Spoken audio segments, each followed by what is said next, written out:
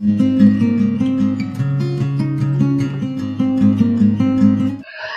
प्यारे बच्चों, study sir जी YouTube channel में आप सभी का स्वागत है।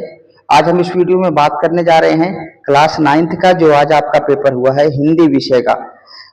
इस प्रश्न पत्र के क्या उत्तर होने चाहिए, क्या आंसर की होनी चाहिए, इस विषय पर हम यहाँ पर चर्चा करने वाले हैं। तो बहुत ज्यादा समय नहीं लूंगा, आइए फटाफट शुरू करते हैं। जैसे कि आपको पता है, सबसे पहला जो आपका प्रश्न आता है वो क्या आता है, एक पैराग्राफ रहता है, उस पैराग्राफ को पढ़ करके आपको उत्तर देने होते हैं।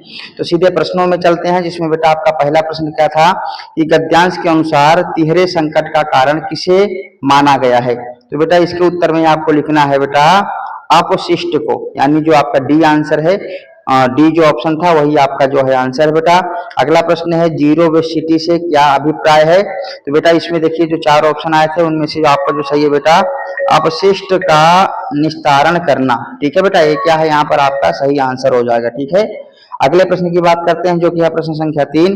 प्रश्न संख्या 3 में 2 कथन दिए गए थे, कथन ए और आर, दोनों को पढ़ना था। उनमें से जो सही आंसर था वो आपको टिक करना था। तो हमारा सही आंसर क्या हो जाएगा यहाँ पर सी, यानी कथन ए सही और कारण जो आर है वो कथन ए की सही व्याख्या करता है। ठीक है, इस प्रकार क्या करना है बेटा, आपको इसका उत्तर देना है। करते हैं बेटा अगला प्रश्न जो कि है घ नंबर में, कतरे यानी अपशिष्ट के निस्तारण का उचित तरीका क्या है। तो इसके उत्तर में बेटा आपको क्या लिखना था बेटा, दोबारा उपयोग, यानी हमें क्या करना है बेटा, इसका जो है दोबारा उपयोग हमें जो है कर सकते हैं ताकि इसका जो है निस्तारण हो सके। ठीक है, अगला प्रश्न देखिए बेटा क्या है, 5वां जो कि है अपशिष्ट के कारण आपको किसको नुकसान, अपशिष्ट के कारण जो है किसको नुकसान पहुंचता है। तो आप बताओगे अपशिष्ट के कारण पर्यावरण और मानव के स्वास्थ्य पर जो है प्रभाव पड़ता है। ठीक है, इस प्रकार जो है आपको क्या करना था, प्रश्न संख्या 1 के उत्तर देने थे। प्रश्न संख्या 2 में क्या है, एक काव्यांश आया हुआ था, इस काव्यांश को पढ़ करके आपको जो है उत्तर देने हैं। जिसमें बेटा पहला प्रश्न क्या है कि कवि के मन में क्या इच्छा उत्पन्न हुई, ये हमारा क्या है पहला प्रश्न है। इसके उत्तर में आपको क्या लिखना था बेटा, महत्वपूर्ण कार्य करने की। क्या उत्तर लिखोगे, सी नंबर, महत्वपूर्ण कार्य करने की। अगला प्रश्न क्या है बेटा, वसंत ऋतु का आगमन कहाँ हुआ है। तो बेटा इसका उत्तर आप क्या लिखोगे बेटा, इस सूखे पत्तों पर, इसके ऊपर हुआ है वसंत ऋतु का आगमन, सूखे पत्ते पर हुआ। ठीक है, आइए करते हैं बेटा गा नंबर प्रश्न। गा नंबर में क्या कहा गया है बेटा कि गहनता की फसल से कवि का क्या तात्पर्य है। तो इसके उत्तर में बेटा आपको क्या लिखना है कि विचारों में परिपक्वता। ठीक है, घा नंबर प्रश्न है हमारा बेटा, कथन ए और कथन आर को पढ़ करके आपको सही विकल्प चुनना था, जिसका उत्तर बेटा आपको क्या देना है, सी नंबर, यानी हमारा जो कथन ए सही है और जो आर है वो कथन ए की सही व्याख्या करता है। इस प्रकार आपको क्या करना है, सी नंबर जो है आपका सही आंसर हो जाएगा। अगला प्रश्न हमारा 5वां, कितने दिनों के बाद कवि को कुछ करने का विचार मन में आया। तो इसके उत्तर में बेटा आपको क्या लिखना है बेटा, वर्षों बाद, है ना, क्या लिखोगे उत्तर, वर्षों बाद। आइए प्रश्न संख्या 3 करते हैं, जिसमें क्या करना, उपसर्ग और प्रत्यय बताने थे। सबसे पहले देखिए उन्नति शब्द में आपको क्या बताना बेटा, उपसर्ग बताना है। तो बहुत ही आसान सा प्रश्न था, उत उपसर्ग है, कौन सा है, उत उपसर्ग है। ठीक है, अगला प्रश्न है बेटा, व्यापारिक शब्द में हमें क्या करना था बेटा, प्रत्यय बताना था। तो इसका उत्तर बेटा आप क्या लगाओगे, बी नंबर, यानी इक प्रत्यय। ठीक है, बी यहाँ पर सही आंसर हो जाएगा। अगला प्रश्न है बेटा, बेईमान शब्द में से मूल शब्द व उपसर्ग आपको अलग अलग करना है। ठीक है बेटा, यहाँ जो बेईमान जो शब्द है इससे मूल शब्द क्या है, इसमें उपसर्ग कौन सा है आपको बताना था। तो इसके उत्तर में लिखो बे जमा ईमान, यानी सी नंबर आपका सही आंसर हो जाएगा। ठीक है, अगला प्रश्न करते हैं बेटा, मालकिन शब्द में मूल शब्द व प्रत्यय अलग करना है बेटा। तो आपको पता है मालिक क्या है, इसमें मूल शब्द है, और इन क्या है बेटा, इसमें प्रत्यय लगा हुआ है। ठीक है, प्रश्न संख्या जो इसके अंतर्गत जो अंगा नंबर है जो 5वां है, देखिए बिल्कुल आसान आया हुआ था बेटा। इसमें आपको क्या करना है बेटा, देखिए अमर में कौन सा जो है आपका उपसर्ग है। तो आप बताओगे अमर में आ उपसर्ग है, कौन सा उपसर्ग है, अमर में है बेटा आपका आ उपसर्ग।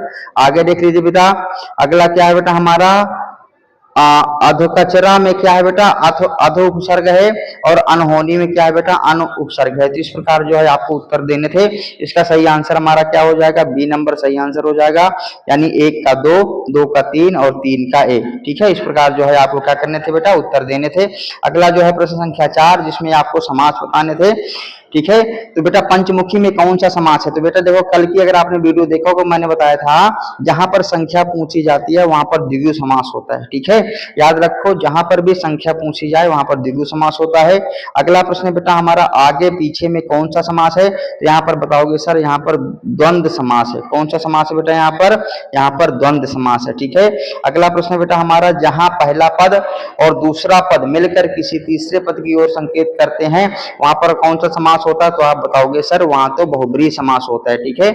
आइए अगला प्रश्न देख लीजिए, नील गाय का सही सामासिक विग्रह क्या होगा? इसका बेटा सामासिक विग्रह क्या होगा? आप देखिए नीली है गाय जो, ठीक है। इस प्रकार जो है आपको इसका उत्तर देना है। अगला देखिए जो पांचवा प्रश्न है इसके अंतर्गत यथासंभव में बेटा व्ययी भाव समास है, राजकुमार में तत्पुरुष समास है, चौराहा में द्विगु समास है। बिल्कुल आसान सा प्रश्न आया हुआ था, बिल्कुल आमने सामने ही दिया हुआ था, ये आपका यहाँ पर सही उत्तर हो जाएगा। प्रश्न संख्या 5 जो कि आपको क्या करना है, अर्थ की दृष्टि से वाक्य के भेद बताने थे।